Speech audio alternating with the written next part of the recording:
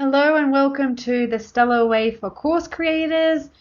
This is a YouTube channel for you to help you learn how to design, create, and launch an online course.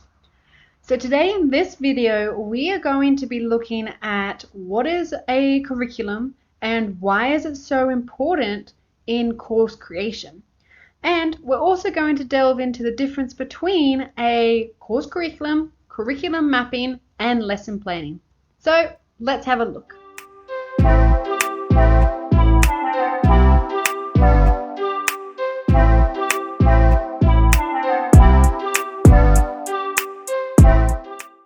So what is a curriculum? Now you might say, Kat, I've got a mind map of my course. I've got my curriculum there. Or I have my course mapped out on my whiteboard or on my wall on post-it notes. And that's great. That's a great first place to start in brainstorming for your course curriculum. But it's not sufficient. Now later in this video, we will have a look at an example curriculum.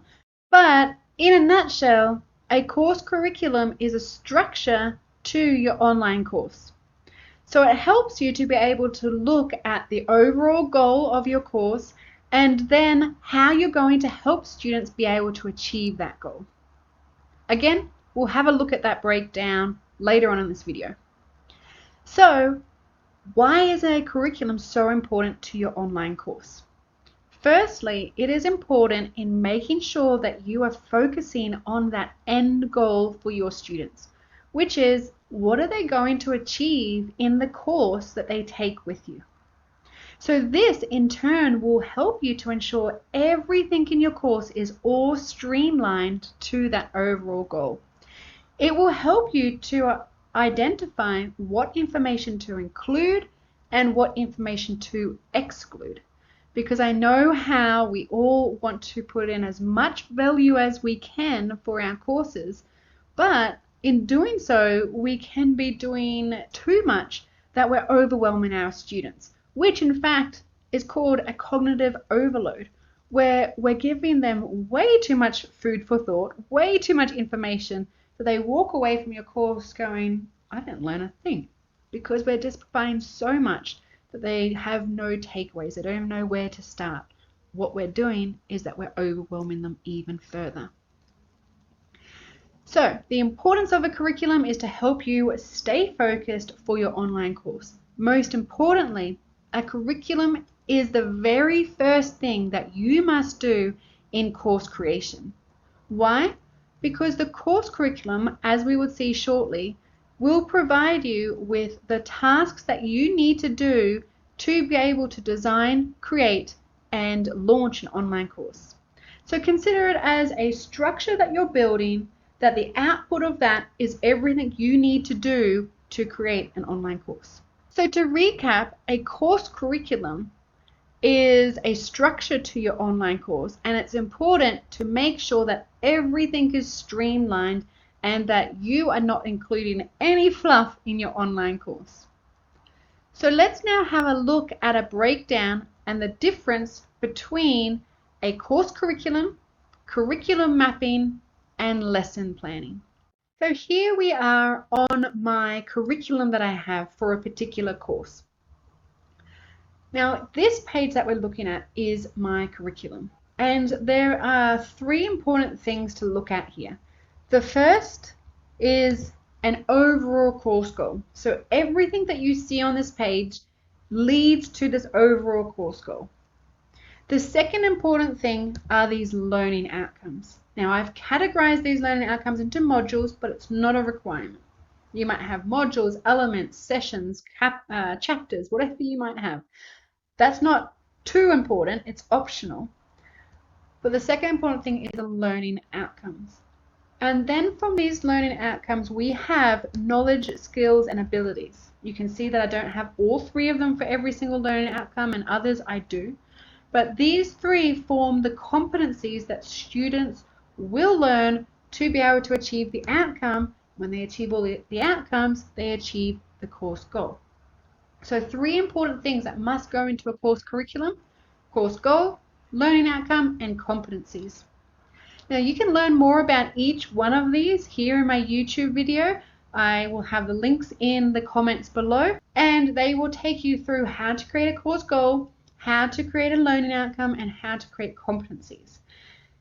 The most important thing, if you're only going to watch this video, the most important thing is that when you are designing this, you ask yourself, my students will have the ability to, and then finish that sentence off and use that structure for your goal, for your learning outcomes, and for your competencies.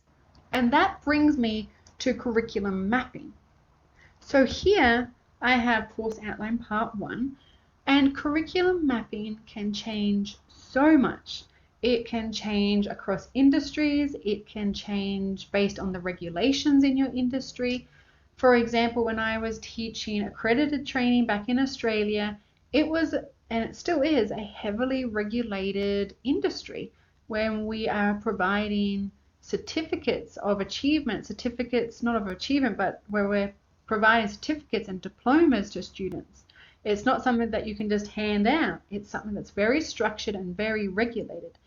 And the good thing about working in this type of industry is that the government or the industry bodies usually hand you the curriculum, right? So you don't have to do that first part. The curriculum's already there for you, but you have to do the curriculum mapping. And the curriculum mapping in that regulated industry is where I take that curriculum and I say, where in the course that I've designed does someone learn each bit of these competencies, each part of these competencies? And where in the course of I design am I assessing them on these competencies? So it's a huge matrix similar to this, where I would have knowledge, skills, and abilities across the top, and I would have my outcomes down the bottom, and then I would say, okay, well, knowledge 1 is covered in assessment question 1, or assessment 1 question 1A, for example, and it's taught in lesson 1, or it's taught on this page of the workbook, as an example. So then you've got this really clear structure of where is someone learning these competencies throughout your course? Where have you provided them the opportunities to understand, the opportunities to practice new skills, and where are you providing them support in building new abilities? So all of this is really important to clearly lay out how your course structure, or how all of your lessons combined together, will help your student achieve everything that's on your curriculum.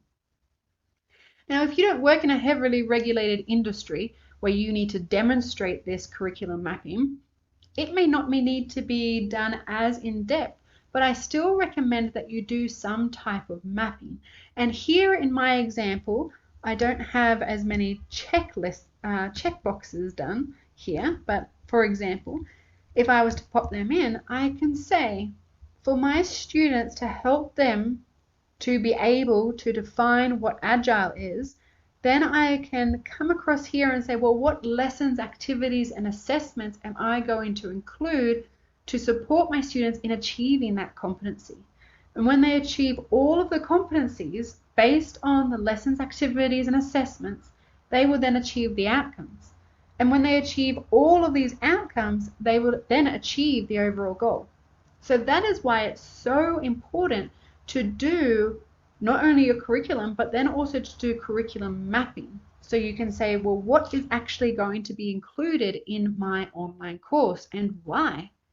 And what is it going to support the students in achieving? What's the objective? And we can then see how this moves across into lesson planning.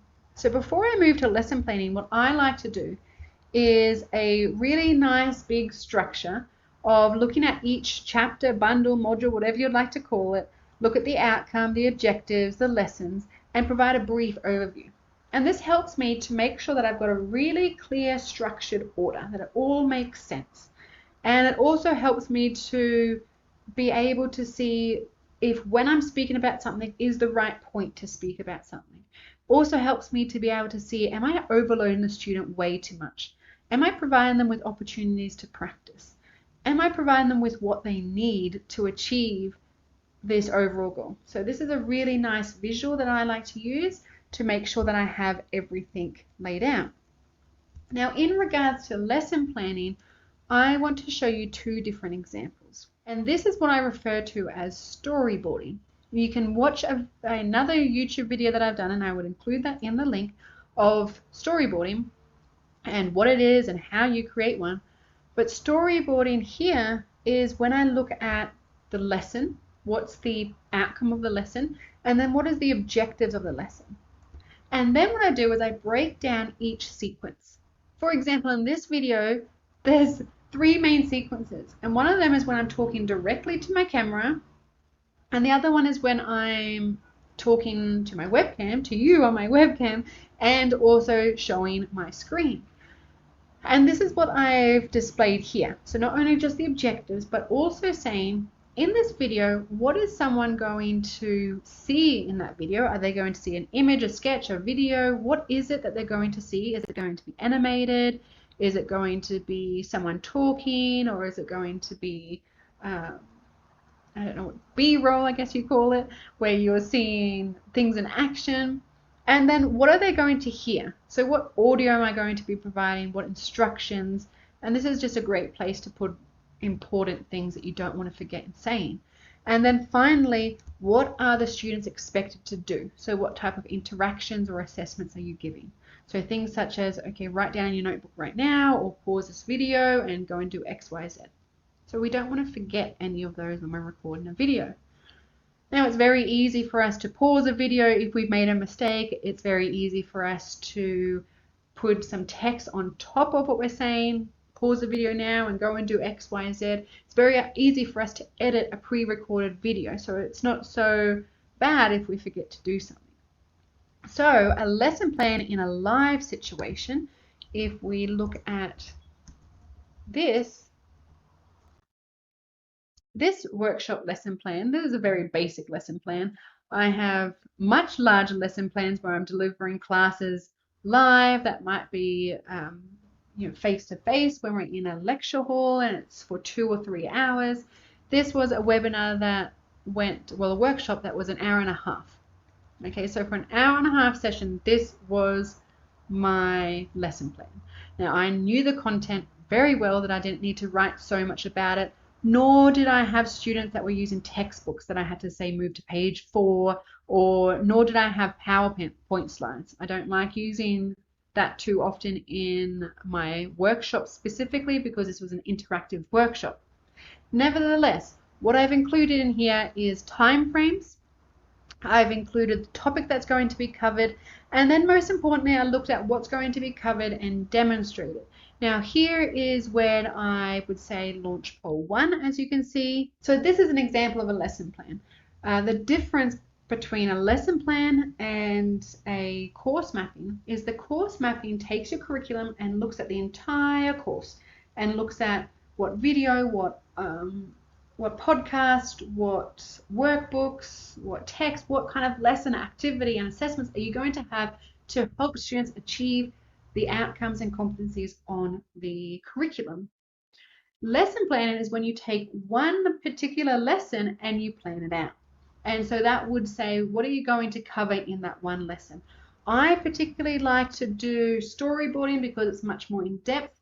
Lesson planning is a nice way when you're doing something in a live session and you don't want to forget clicking on that Zoom poll button. You don't want to forget on about everyone open up their phone and doing a Kahoot or Mentimeter activity, nor do you want to forget putting people into breakout groups and doing a brainstorm activity. So a lesson plan is really useful to not forget about those things.